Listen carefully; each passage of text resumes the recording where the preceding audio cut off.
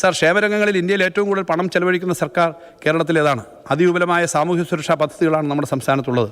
Sir, നാളിതുവരെ ക്ഷേമ പെൻഷനായി രണ്ടാം പിണറായി സർക്കാർ നൽകിയ തുക 48,383.83 കോടി രൂപയാണ്.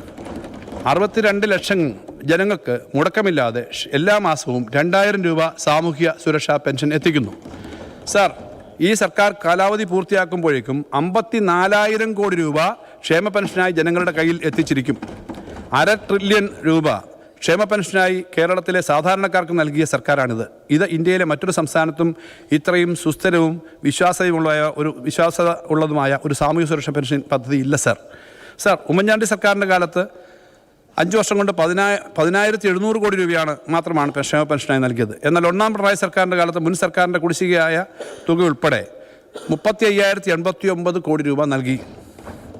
1-2 പിണറായി സർക്കാരുകൾ 10 വർഷം കൊണ്ട് ക്ഷേമ പെൻഷനായി നൽകിയത് 90,000 കോടി രൂപയാണ്.